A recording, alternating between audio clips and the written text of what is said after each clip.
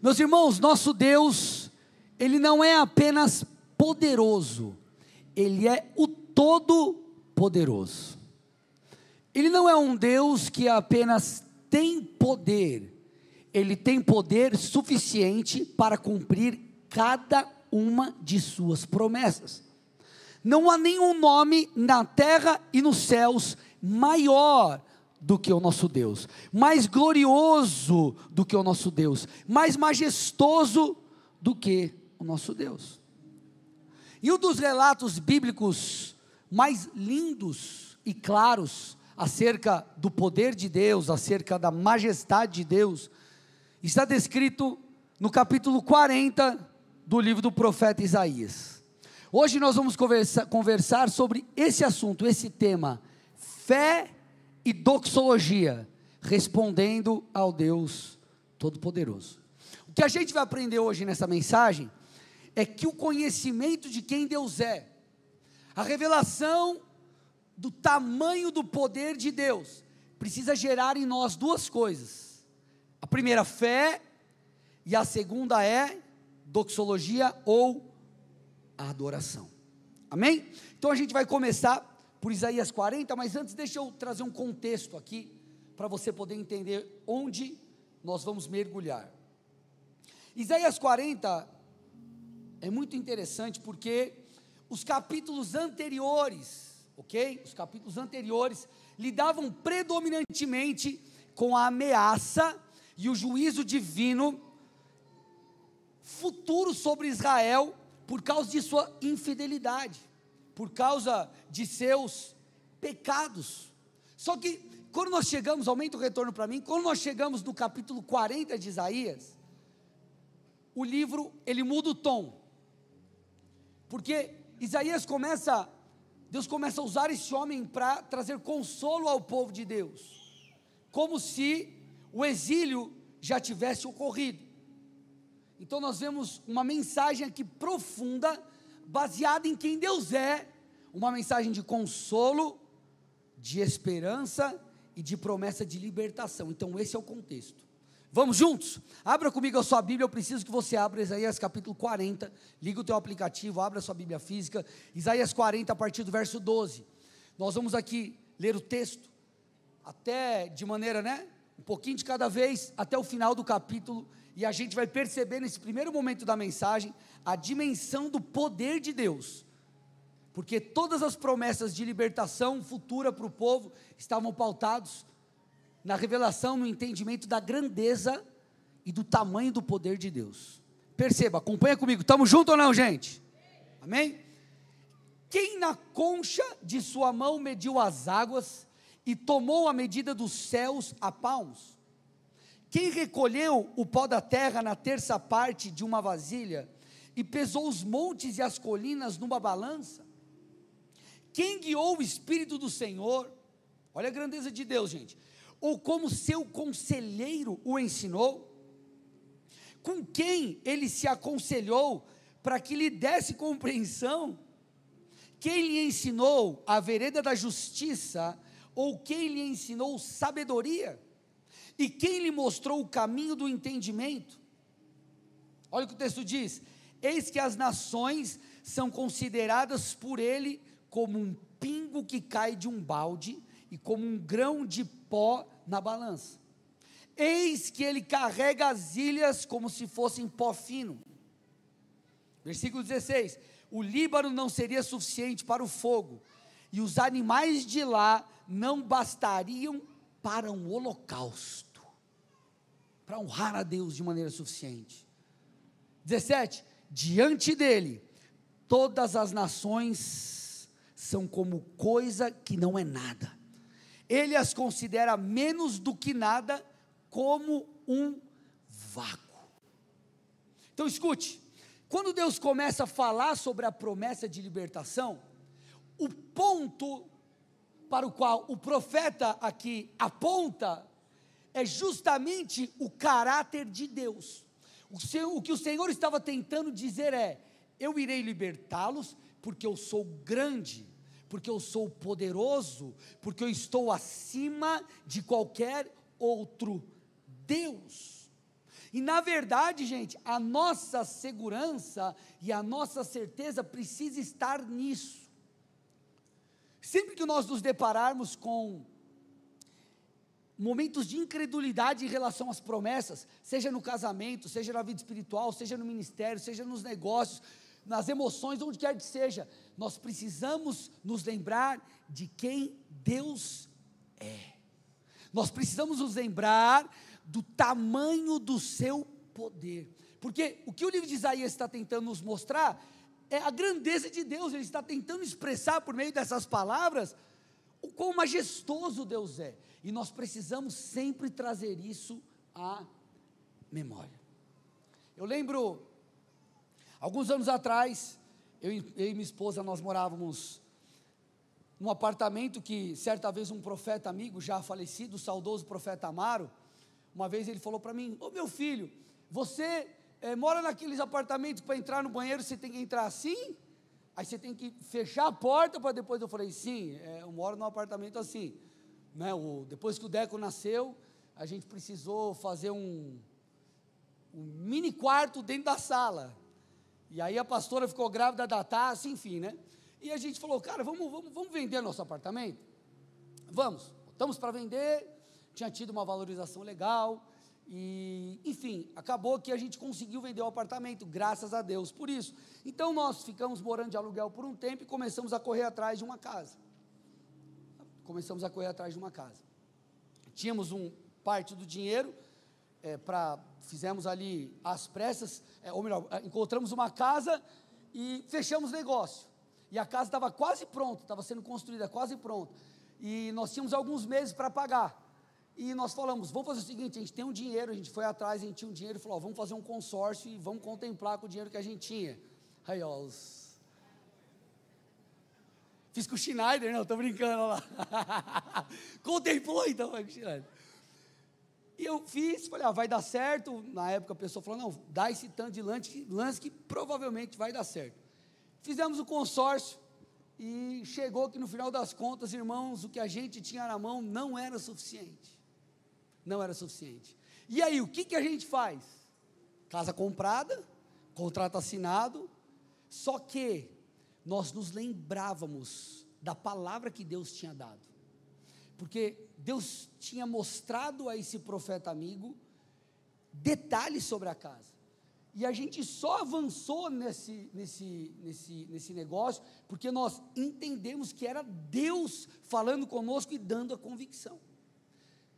No meio de tudo isso, a gente recebe uma ligação. Dessa ligação vem um recurso que a gente não imaginava, e foi o recurso suficiente para que a gente pudesse contemplar a carta de crédito e assim conseguir conquistar mais esse passo na nossa vida.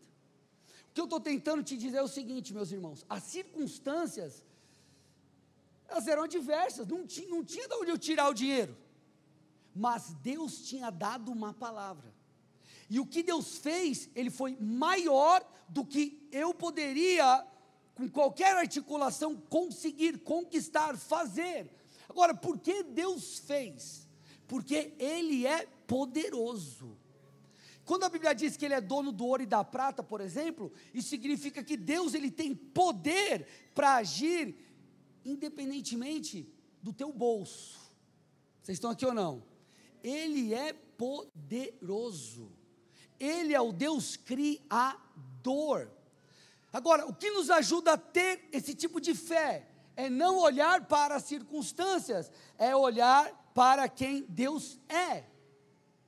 Então, quando nós vemos aqui a dinâmica de Isaías 40, o que nós estamos percebendo é Deus trazendo direção para o povo e fazendo com que eles olhassem não para as circunstâncias, mas para Deus. Para o tamanho, para a grandeza, para a grandiosidade do Senhor. Porque quando nós olhamos para toda a história do povo de Israel, por exemplo, nós chegamos numa conclusão: Deus é o Senhor da história. Ele é o Senhor da história do seu povo. Ele tem o controle da história em suas mãos. Ele estabelece e depõe reis. Ele é soberano. Agora, ele não é só soberano na história do povo de Israel ao longo do Antigo Testamento, ele é Senhor da minha e da sua história. Ele está no controle de todas as coisas. Você pode dar um glória a Deus por isso? E eu quero te mostrar aqui, através de um texto, de um relato bíblico, a soberania de Deus, porque a soberania de Deus está atrelada ao tamanho do seu poder. Ó, depois do dilúvio, o que acontece quando vem o dilúvio? Quem está fora da arca, o que aconteceu com essas pessoas? Você fala, morreram, tá? Quem estava fora da arca, morreu, ok? Então sobra Noé e os que estavam ali na arca, sua família. Quando eles saem da arca, né? A Bíblia diz, Gênesis capítulo 9, Deus abençoou Noé e os seus filhos, dizendo: sejam fecundos, multipliquem-se e encham a terra. Noé, é o seguinte, bora fazer aleluia, e bora se espalhar. Vamos se espalhar na terra aí, Noé. Bora, vamos lá, ok? Só que aí, meus irmãos, chega um determinado momento na história, que os descendentes de Noé, eles decidem fazer o oposto. Eles não queriam se espalhar. Em vez de se multiplicarem, se espalharem, eles decidiram se reunir em um lugar. Em vez de cumprir os planos de Deus, eles decidiram fazer os seus próprios planos, exaltando a si mesmos, e não o Senhor. Onde que nós vemos esse relato muito bem descrito? Em Gênesis 11, no relato da Torre de Babel. Tá? Torre de Babel. Dá uma olhadinha lá o que diz Gênesis 11. Olha que interessante. Em toda a terra havia apenas uma língua, e uma só maneira de falar. Os homens partiram do Oriente, encontraram uma planície na terra de Sinar e habitaram ali. E disseram uns aos outros: venham, vamos fazer tijolos e queimá-los bem. Os tijolos serviram de pedra e o betume de argamassa. E disseram, olha lá, gente, vamos construir uma cidade e uma torre cujo topo chegue aos céus, e tornemos célebre o nosso nome. Aí olha o que diz agora: para que não sejamos espalhados por toda a terra. É justamente o oposto do que Deus mandou dizer ou fazer. E aí nós vemos a reação de Deus, ou o que Deus precisou fazer. A sequência do texto nos mostra, versículo 5, então o Senhor desceu para ver a cidade, a torre, que os filhos dos homens estavam construindo, e o Senhor disse: esse povo é um, eles têm a mesma língua, isso é só o começo, não vai existir restrição para aquilo que eles vão fazer.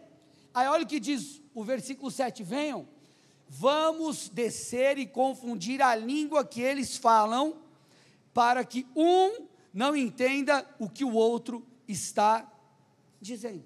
Então o povo se rebela contra Deus, e o que Deus faz? Epa, peraí, uma consequência virá. Vocês estão me desobedecendo, estão em rebelião contra mim, eu mandei vocês se multiplicarem, se espalharem, vocês querem exaltar o próprio nome, não o meu, eu sou o Senhor, então eu vou confundir as línguas.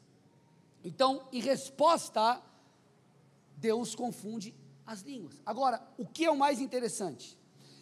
A ação de Deus não apenas trouxe consequência ao pecado dos homens, mas a ação de Deus também permitiu que os planos do Senhor, descritos em Gênesis 9, fossem cumpridos. Onde está isso, pastor? Olha o versículo 8, assim o Senhor os dispersou dali pela superfície da terra. Deus não apenas lidou com o pecado dos homens, mas Ele, através disso, em sua soberania, espalhou os filhos de Noé.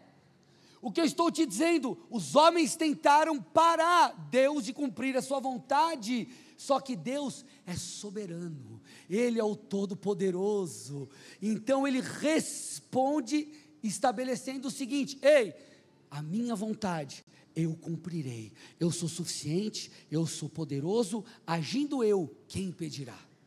Eu sou o Senhor da história.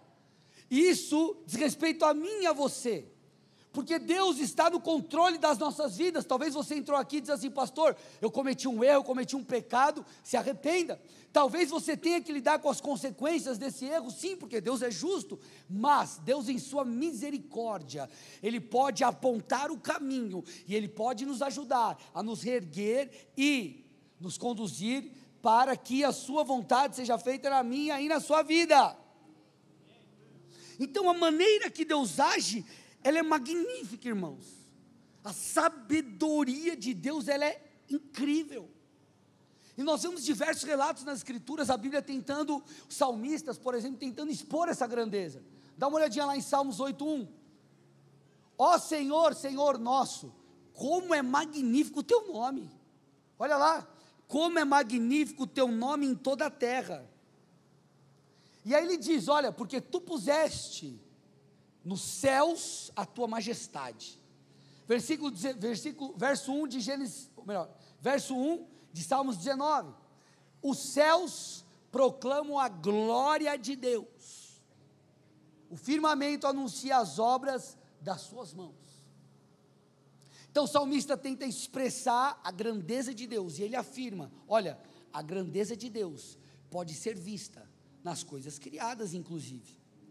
Por falar nisso, a título de curiosidade aqui, abrindo parênteses para você, o universo, a ciência diz que o universo que nós conseguimos observar tem cerca de 93 bilhões de anos-luz de tamanho. Pastor, me explica o que é. Irmão, não dá para explicar. 93 bilhões de anos-luz. Só para você ter noção da velocidade da luz, a luz viaja muito rápido. A luz viaja muito rápido. A luz viaja a 300, não é 300 quilômetros por hora, como o teu carro quando você está esgoelando, tá? Não é 300 quilômetros por hora, é 300 mil quilômetros, não por hora, por segundo. 300 mil quilômetros por segundo. E a luz viajando nessa velocidade, levaria bilhões de anos para cruzar o universo.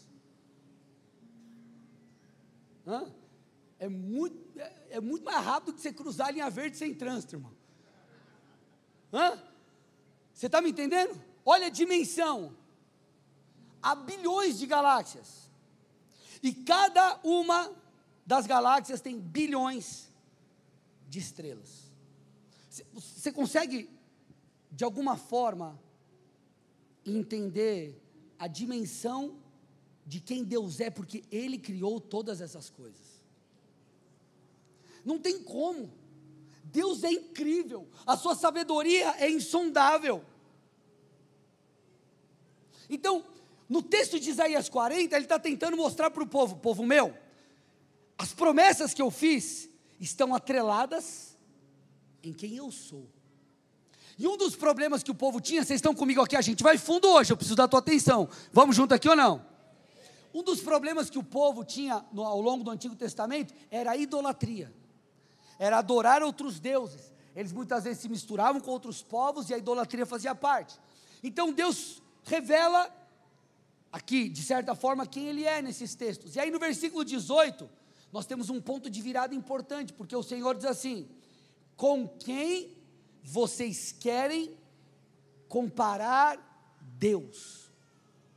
Com quem vocês querem comparar Deus? Com que imagem vocês o podem confrontar? Olha Deus dizendo, olha quem eu sou. E aí a partir do versículo 21, ele começa a explicar o porquê, ele começa a dar as razões. Ele diz assim, será que vocês não sabem? Será que vocês não ouviram? Será que isso não lhes foi anunciado desde o princípio? Vocês não entenderam isso desde a fundação do mundo? Vocês não atentaram para os fundamentos da terra?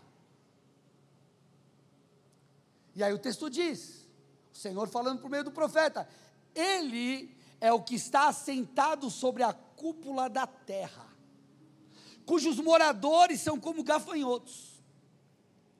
Olha como agora ele expressa a grandeza de Deus. É Ele quem estende os céus como cortina, e os desenrola como tenda para neles habitar. É Ele quem reduz a nada os príncipes, as autoridades humanas, aqueles que acham que têm todo o poder.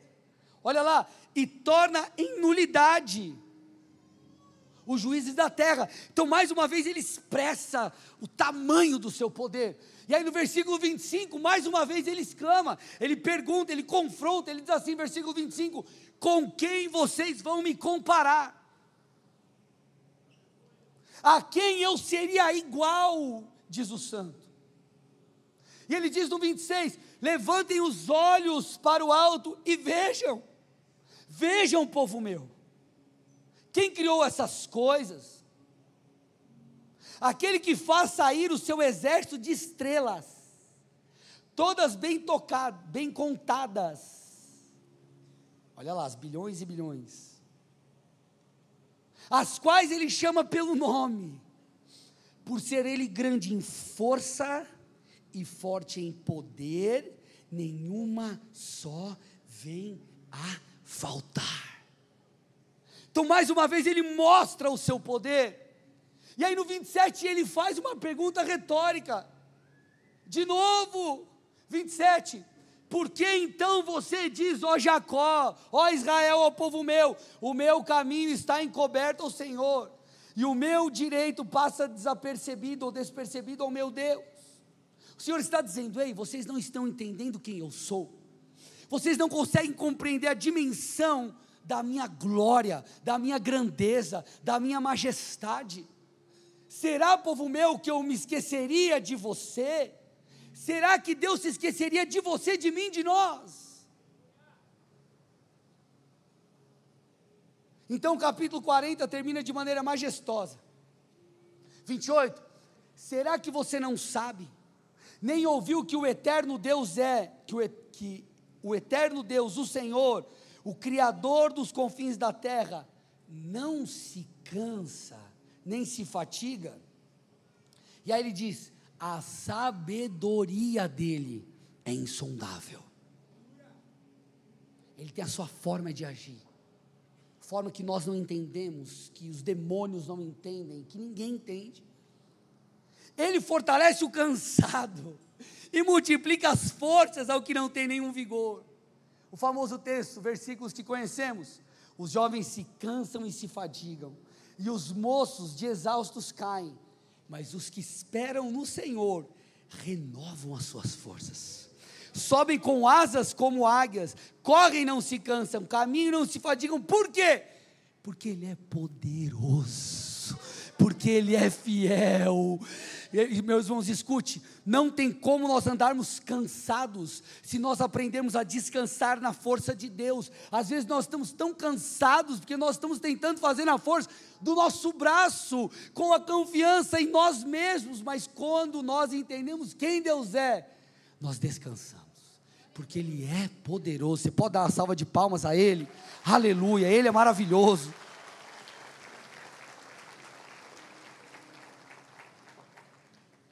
Que texto lindo, gente, que texto incrível. Agora, pastor, entendi. O que a gente aprende de prático? Eu preciso muito da sua atenção, porque a gente vai falar de uma coisa e depois a gente vai dar um 180. E a gente vai convergir para outra coisa muito mais incrível ainda. Vamos junto aqui então? O que nós aprendemos de prático? Quando nós entendemos que Deus é o Todo-Poderoso, nós precisamos aprender sobre fé e doxologia, e nós vamos começar sobre fé. Primeira coisa que todas essas verdades do poder de Deus, da grandeza de Deus, precisa gerar em nós, põe para mim aí no telão, é uma fé inabalável. Eu vou mais uma vez repetir, reforçar, a nossa esperança não está fundamentada na promessa, a nossa esperança está em quem prometeu. Isso é mais profundo do que você imagina. Eu tenho uma promessa de que Deus vai fazer algo nas minhas finanças, na minha família, na minha casa, no meu ministério. Deus vai fazer coisas incríveis, uau, Ele prometeu. Ok. Agora, quando a nossa esperança está, ou nós estamos fundamentados na palavra que nós recebemos, as circunstâncias podem nos abater, podem gerar em nós desânimo e incredulidade, mas quando nós olhamos para quem prometeu, tudo muda. Nós passamos a ter uma fé inabalável. Por mais que sejamos ali chacoalhados pelas circunstâncias, nós permanecemos.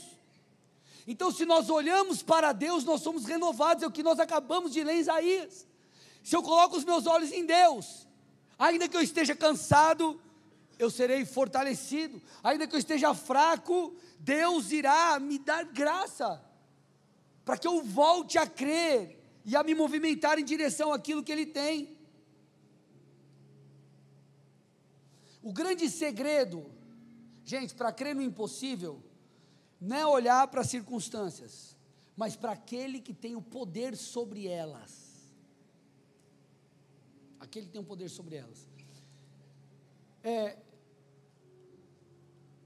Quem aqui é pai de primeira viagem, ou já foi pai de primeira viagem, você sabe que, às vezes coisas que agora já no segundo, terceiro, quarto, quinto, sétimo filho, amém, Cris? Você já não passa mais, né? Mas tanto problema, né? Criança chora, acabou de ganhar um neném, chora, meu Deus, vai morrer. Calma, a criança só está com fome.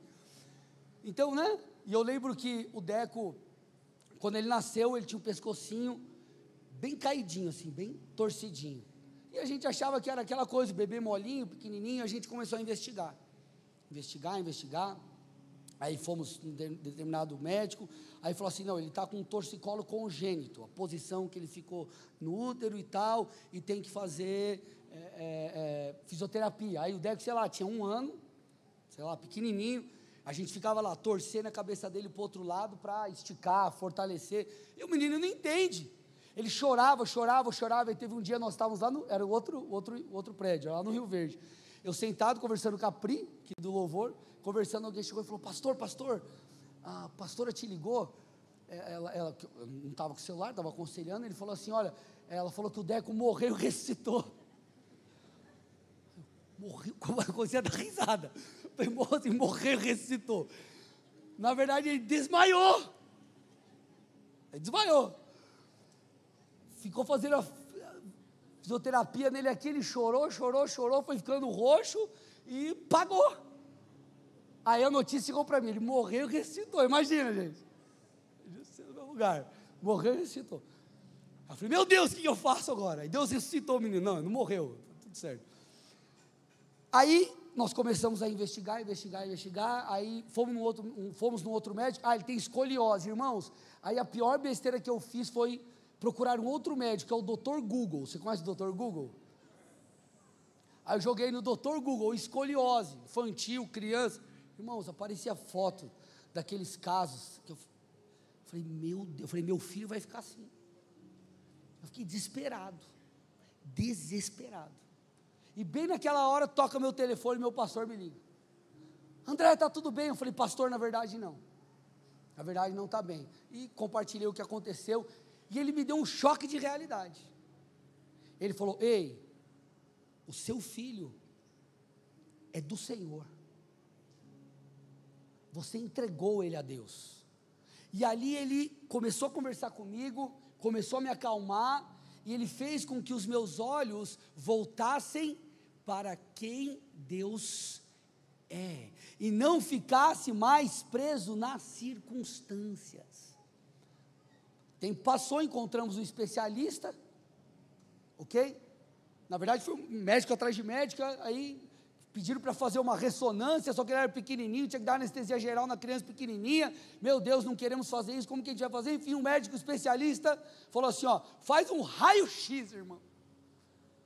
Fez o raio-x e descobriu uma má formação aqui na C4, C5, foi acompanhado, está tudo bem, está aí correndo, jogando bola, não tem nenhuma limitação, um pouquinho no pescoço, mas não tem nada, nenhum problema. Passou, e tudo ficou bem. O que me ajudou a me acalmar naquele momento, era o quê? Foi uma palavra que fez com que eu me lembrasse de quem Deus é. E é isso que o Senhor está tentando falar para o povo. Ei, povo meu, eu sou poderoso. Ei, povo meu, eu sou fiel. Ei, povo meu, eu sou suficiente. Ei, povo meu, quem te prometeu não é alguém inconstante, não é alguém que tem poder limitado, mas é alguém que tem poder ilimitado.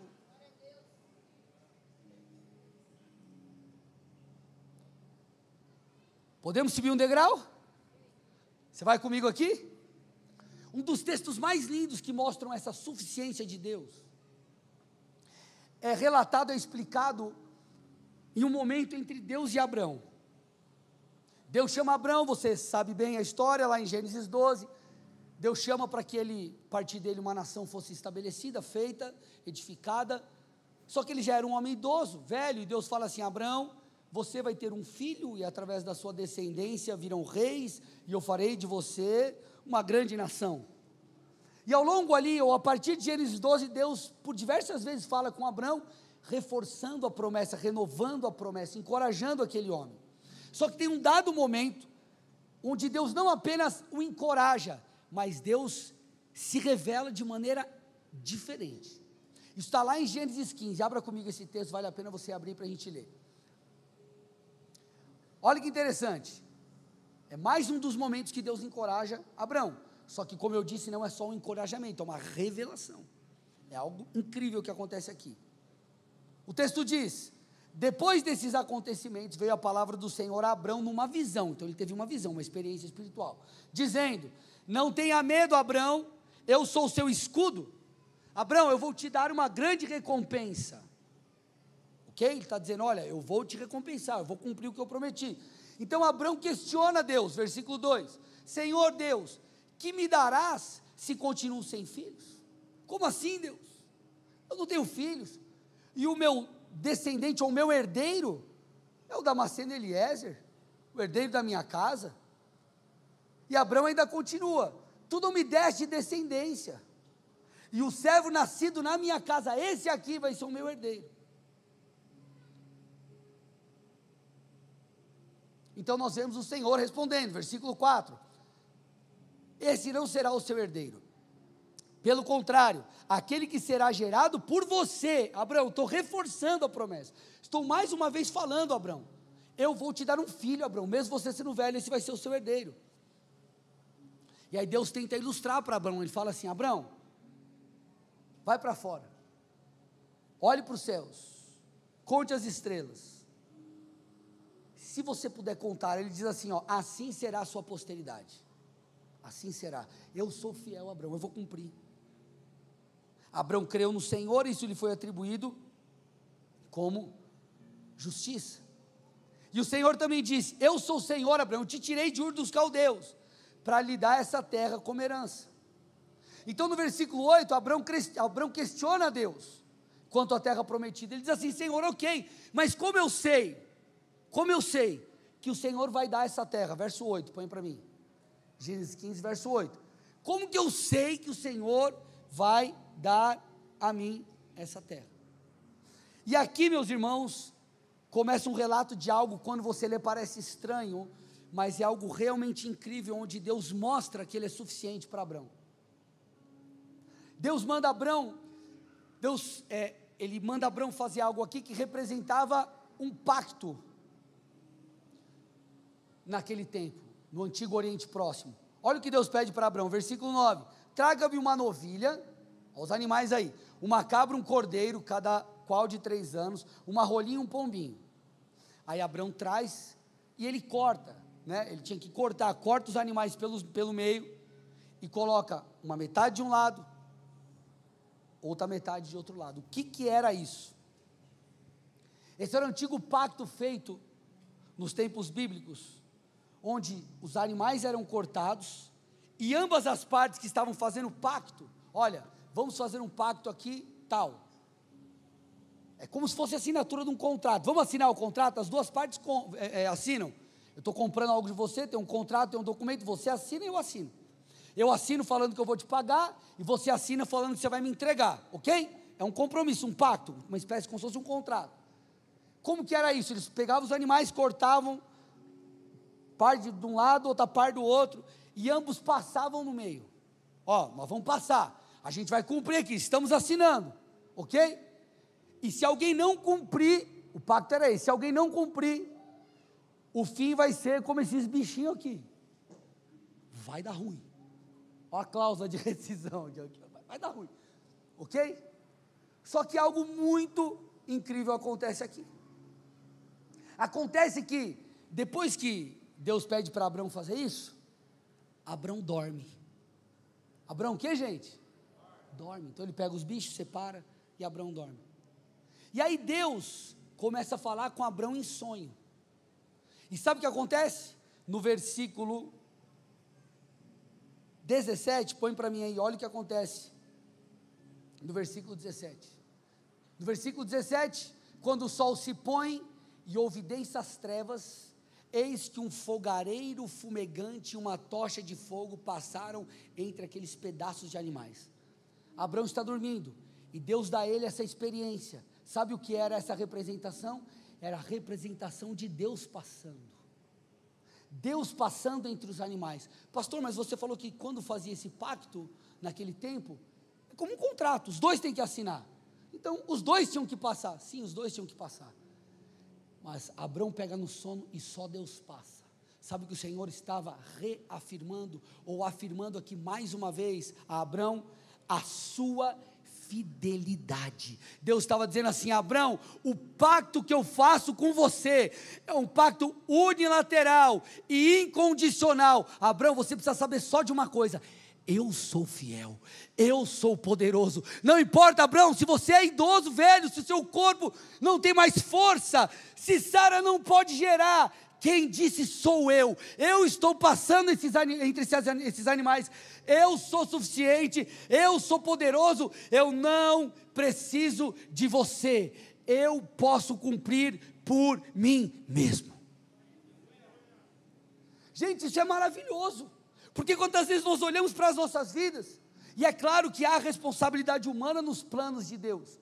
Nós precisamos fazer a nossa parte. Você precisa desenvolver o seu chamado ministerial, você precisa desenvolver o seu chamado, você precisa crescer, você tem um desenho de Deus para os seus negócios, você precisa crescer como empreendedor, tudo isso faz parte.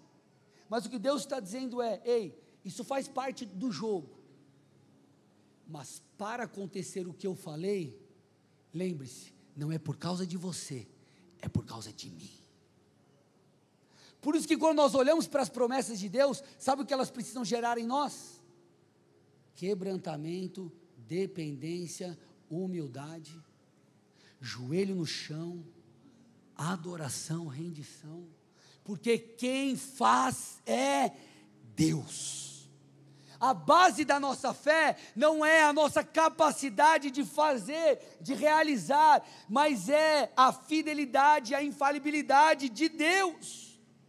Irmãos, Deus, põe para mim aí no slide, Deus é o garantidor daquilo que prometeu. Deus é o garantidor daquilo que prometeu, mesmo quando nós somos limitados. Deus é o garantidor. Vocês estão aqui comigo ainda ou não? Eu lembro quando eu e a pastora fomos casar, e você sabe quando você está para casar, cada R$10 parece 1.000. E eu lembro que nós podíamos fazer uma festa bem simples, ou talvez nem fazer uma festa. Mas eu sei que chegou um determinado momento que Deus começou a abrir as portas.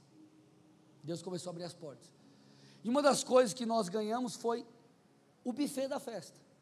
Então ganhamos o buffet da festa, aí daqui a pouco outra pessoa veio e deu a decoração da festa, e a coisa foi acontecendo. Agora, eu me lembro que quando nós fomos ali assinar o contrato com o buffet, o contrato estava no meu nome. Não sei, não lembro se era no meu, no dela, que ela estava morando aqui, eu ainda estava em São Paulo, mas foi no nosso nome. Só que eu estava assinando algo que eu não podia pagar. Mas alguém que tinha condição disse: eu pago. Eu garanto. Você está assinando, mas eu garanto. As promessas de Deus são assim. Nós nos colocamos à disposição. nós damos o passo de fé, nós agimos. Puxa, eu me lanço para me envolver no ministério, eu me lanço para começar um GP, eu me lanço para começar uma obra, eu me lanço para Tamandaré, eu me lanço. Mas por detrás de você tem aquele que está dizendo: sou eu quem faz. Eu sou poderoso, a graça vem de mim, os dons vêm de mim, a capacitação vem de mim, eu sou o seu garantidor. As promessas não se cumprem porque nós somos bons, mas porque Ele é bom, não porque nós somos habilidosos, mas porque Ele, meu irmão, minha irmã, é incrível, é incrível. Por isso que o salmista diz no Salmos 46, 1-3, Deus é o nosso refúgio e fortaleza, Ele é o nosso socorro bem presente nas tribulações, e aí ele começa a dizer: é por isso, é por quem Ele é, que eu não temo. Olha lá, ainda que tudo se abale, ainda que as águas tumultuem, ainda que eu esteja diante de grandes problemas, Ele, esse Deus, é o meu refúgio e fortaleza. E os dois últimos salmos, os dois últimos versos desse salmo, nos ensina algo incrível. Diz: aquietem-se e saibam que eu sou Deus. Olha lá, você viu quem Deus é? Então aquietem-se e saibam que eu sou Deus. Verso 11, põe para mim aí, verso 11. O Senhor dos exércitos está conosco, o Deus de Jacó é o nosso refúgio. O Senhor é nosso refúgio e fortaleza, ainda que nós enfrentemos coisas terríveis, desafiadoras, aquietem-se, Ele, o Todo-Poderoso, é o nosso refúgio. Então, meus irmãos, diante dos desafios da vida, nós precisamos ter fé, e essa fé só é possível quando nós contemplamos Deus. Quando nós realmente percebemos a grandeza de Deus, isso gera em nós uma fé inabalável, e assim você pode prosseguir. Amém? Estamos juntos ou não? Agora, quando nós conhecemos o Deus Todo-Poderoso, nós não apenas temos fé, mas nós somos chamados à doxologia. E aqui, irmãos, eu preciso da sua atenção, que isso vai mexer com você. O conhecimento de quem Deus é, a revelação de quem Deus é, deve nos levar não apenas à fé, essa fé inabalável, mas também a adorá-lo. Põe para mim aí o ponto 2. Doxologia, só a título de curiosidade, para você que gosta de ir um pouco mais fundo,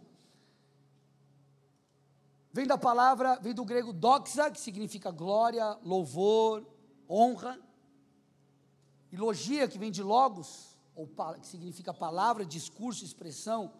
Então doxologia é palavras de glória, palavras de honra, palavras de adoração, um discurso, uma fala que exalta Deus. E quando nós olhamos para o texto de Isaías, esse texto que nós lemos, o capítulo 40, a partir do verso 12, não apenas nos leva a ter uma fé inabalável, porque nós reconhecemos quem Deus é, mas nos leva, por meio do conhecimento de quem Deus é, a adorá-lo. Adorá-lo. Lembra que eu falei para vocês que um dos problemas do povo ao longo do Antigo Testamento era a idolatria?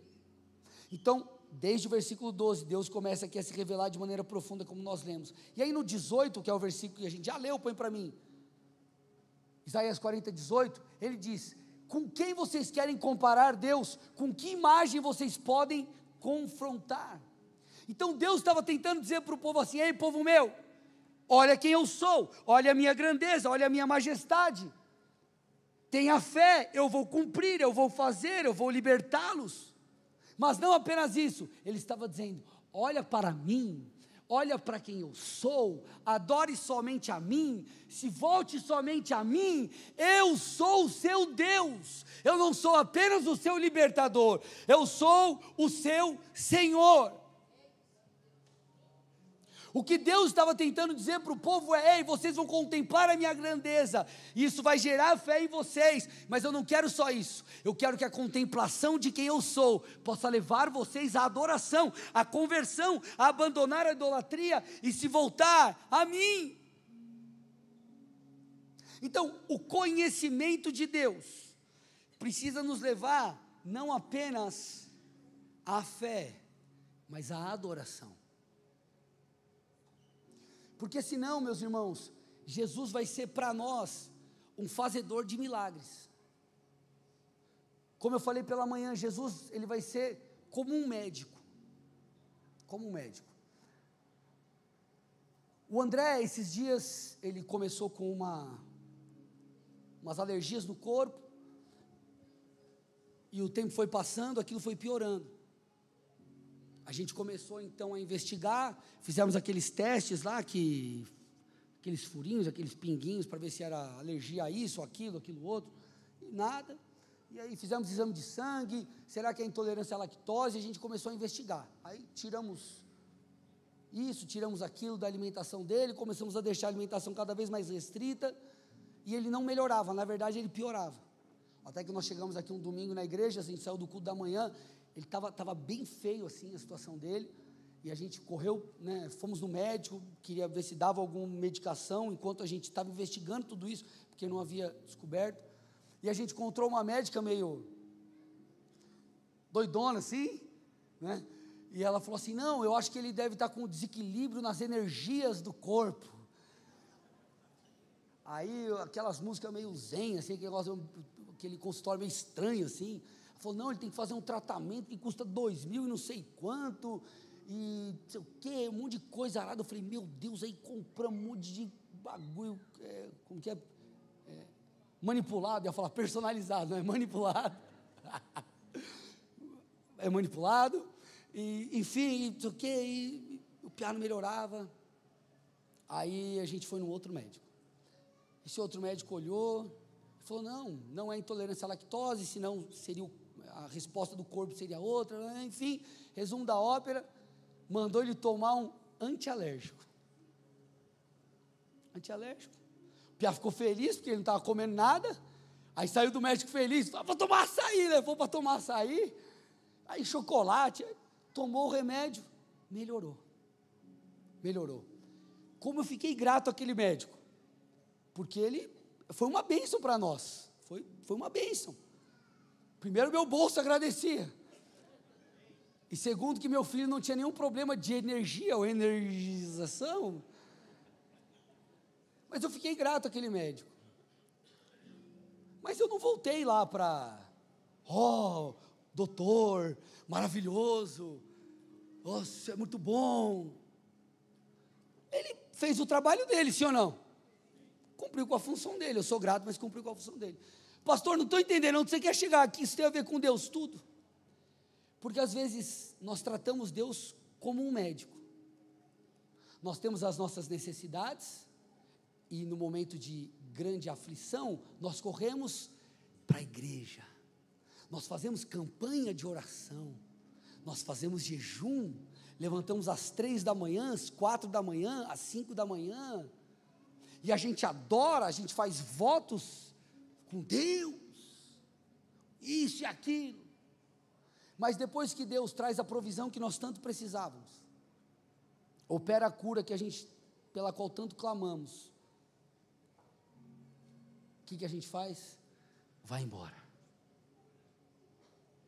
É o doutor Jesus.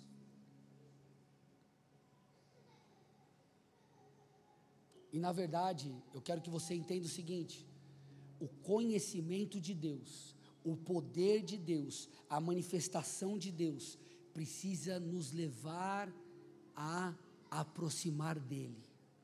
Quando nós percebemos o caráter de Deus, sabemos que Deus é poderoso para curar, Deus é poderoso para prover. Ei, peraí, isso não apenas vai gerar fé para que eu receba a provisão, para que eu busque a cura, para que eu veja o milagre, mas essas verdades vão me aproximar de quem Deus é. O conhecimento de Deus deve produzir não apenas fé, mas adoração, não apenas fé, mas proximidade com Deus. Olha que interessante, Paulo diz que ele teve experiências maravilhosas com Deus. Então, nós vemos aqui, num texto muito conhecido, em Romanos 11, 33 a 36, esse Paulo que teve experiências tremendas com Deus, expressando a sua adoração, é um texto aqui que apresenta doxologia. Vocês estão aqui, gente? Olha lá, ó profundidade da riqueza, tanto da sabedoria como do conhecimento de Deus. Paulo diz, quão inexplicáveis são os seus juízos e quão insondáveis são os seus caminhos. Pois quem conheceu a mente do Senhor, quem foi seu conselheiro, quem primeiro deu alguma coisa a Deus, para que isso lhe seja restituído. E aí o texto diz, porque dele, por meio dele e para ele são todas as coisas, a ele a glória para sempre. Sabe por que Paulo adorou? Porque dos capítulos 9 ao capítulo 11, Paulo começa a escrever sobre coisas profundas. Ele fala sobre o plano de Deus para Israel e para os gentios. Paulo escreve sobre a soberania divina. Paulo escreve sobre a graça, a salvação pela graça. Então Paulo, ele chega em um momento onde, escrevendo a carta aos romanos, ele percebe que tamanho conhecimento e profundidade exige uma coisa: a adoração. Eu imagino Paulo escrevendo e falando, uau, Deus é maravilhoso, sua sabedoria é insondável. Então ele registra essa adoração. Em vez de continuar explicando, ele adora. O que eu estou tentando dizer é, o conhecimento de Deus precisa te aproximar dele.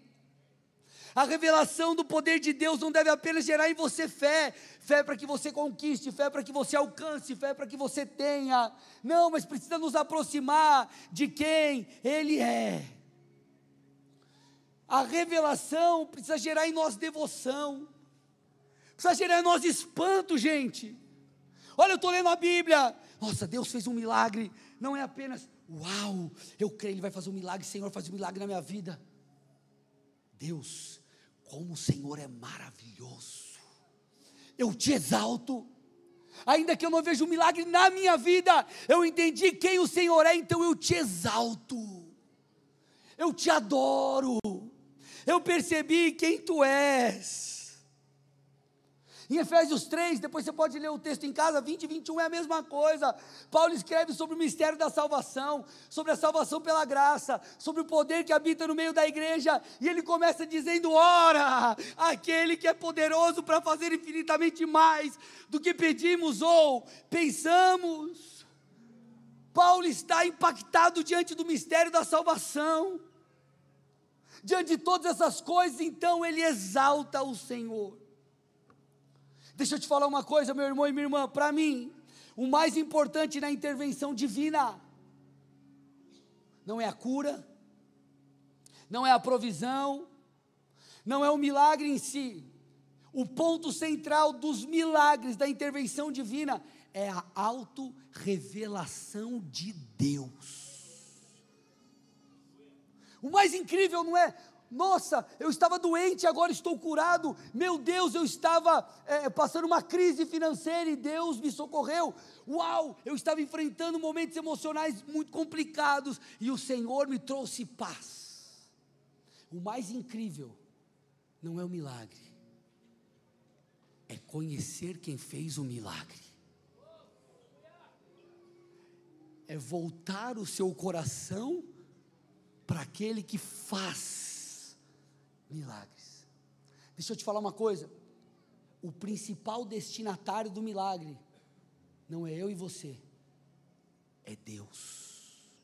Se Paulo diz que tudo vem dele e volta para ele, se o milagre me alcançou, eu preciso devolver a ele a adoração. Ele é o destinatário do milagre. Vocês me dão mais uns minutos aqui? Onde que nós vemos na Bíblia, você vai falar os evangelhos, tá? Onde nós vemos na Bíblia a descrição de muitos milagres de Jesus? Isso, olha que bênção, aleluia. Nos evangelhos, ok? E quando você vai estudar ali, você percebe os evangelhos falando sobre milagres. Só que João, quando vai falar de muitos milagres que Jesus fez, ele usa um termo diferente, ele dá uma ênfase diferente. Ele não põe ênfase na terminologia milagre, mas ele chama de sinais. Ele não fala sobre milagres, ele fala sobre sinais. Então, por exemplo, Jesus transformou água em vinho. Você vai ler no Evangelho de João, capítulo 2, você vai ver que ele diz que isso era um sinal. Ele cura o filho do oficial do rei. João 4, você vai ver que está descrito como um sinal. João 6, enfermos curados. A Bíblia afirma que aquilo era um sinal. Por que isso é importante? Porque quando a Bíblia usa o termo, a terminologia milagres, ela mostra ou aponta e fala sobre a maravilha daquilo que foi feito.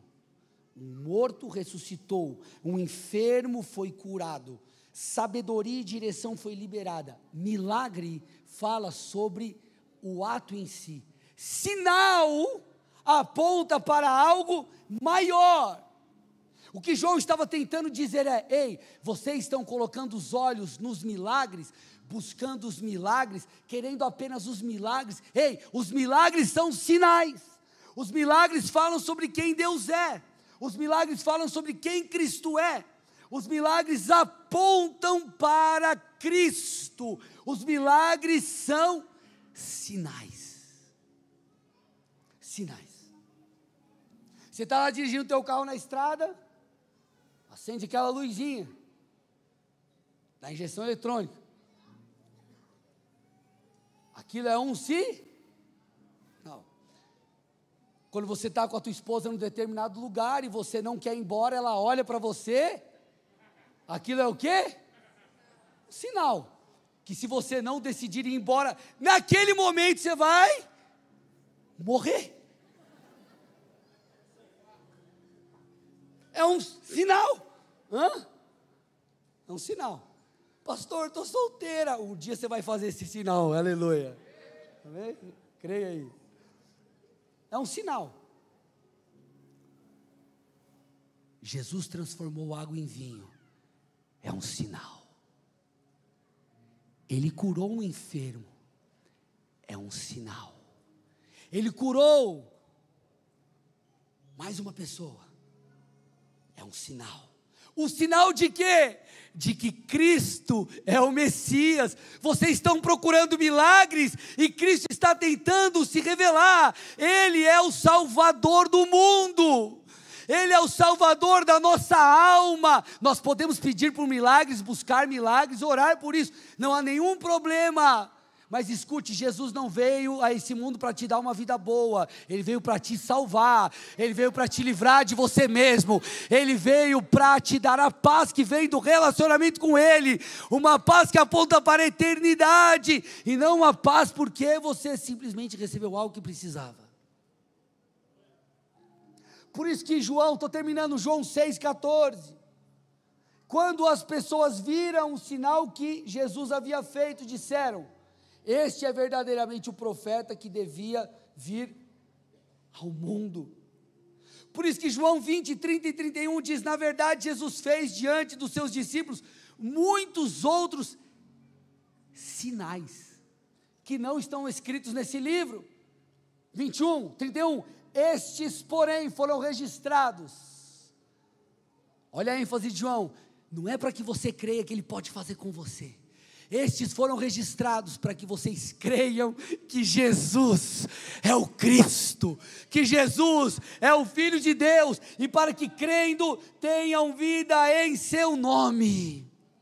Agora olha para a sua vida, olha para você, quantos milagres Ele já não fez em você?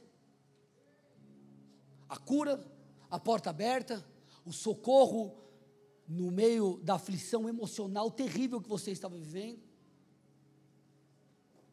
Quantas coisas Deus já não fez? Isso era mais do que a bondade de Deus manifesta em um milagre, era um sinal de que Ele te quer perto. de que Ele está te chamando para perto, de que Ele quer que você o reconheça como Messias prometido, como Salvador da sua alma, como aquele de quem nós precisamos.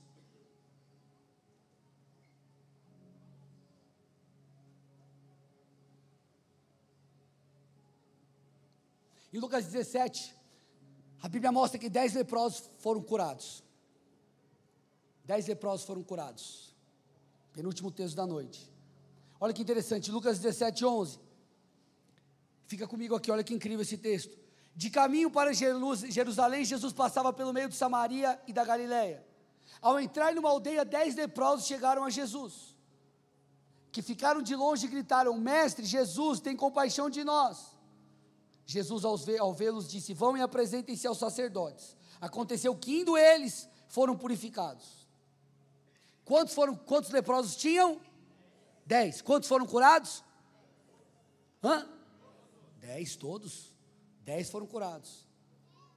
Só que o texto diz: um dos 10, vendo que estava curado, voltou, dando glória a Deus em alta voz. E prostrou-se com o rosto em terra aos pés de Jesus, agradecendo-lhe. E o texto diz que esse era samaritano. Então Jesus perguntou: não eram os 10 os que foram curados? Onde estão os 9? Não se achou quem voltasse para dar glória a Deus, a não ser esse estrangeiro?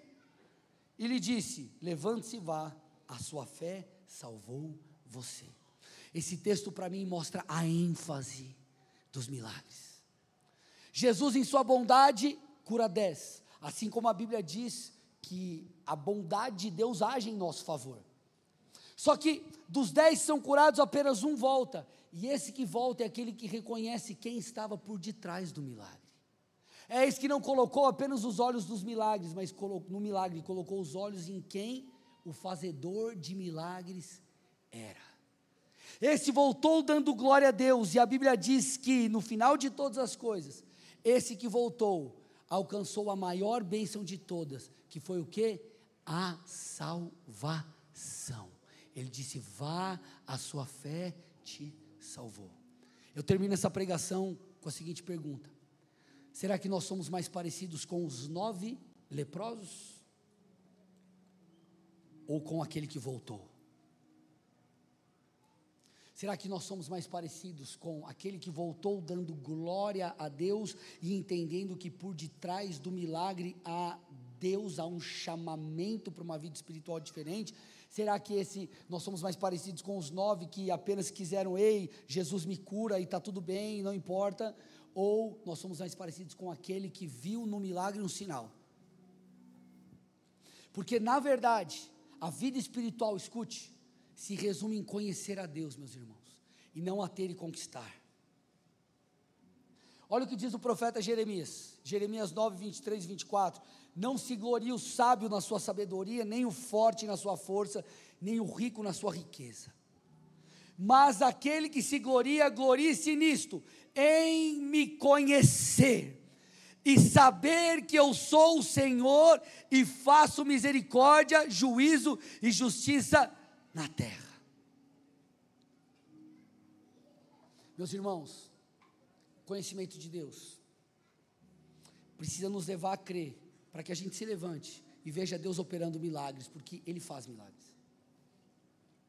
Mas o mais importante não é o que os milagres geram em nosso favor, mas é o que os milagres estão gerando em nosso interior. É o quanto os milagres conseguem impactar a nossa relação com Jesus. Porque aquilo que nós lemos o Senhor falando por meio de Isaías: a quem vocês querem comparar Deus? Eu sou poderoso, eu criei todas as coisas, eu vou libertá-los. Mas vocês querem me comparar com alguma imagem, com algum outro Deus? Se voltem para mim. Nós somos não apenas o povo da fé inabalável, que crê no impossível, mas nós somos o povo que reconhece que o maior presente, a maior dádiva que nós podemos receber, na verdade nós já recebemos, é o Filho de Deus. Somos como aquele leproso que voltou, ou como aqueles leprosos que só quiseram um milagre. Deus é poderoso para fazer, mas o que Ele faz precisa nos aproximar dEle. Amém? Fique de pé no seu lugar.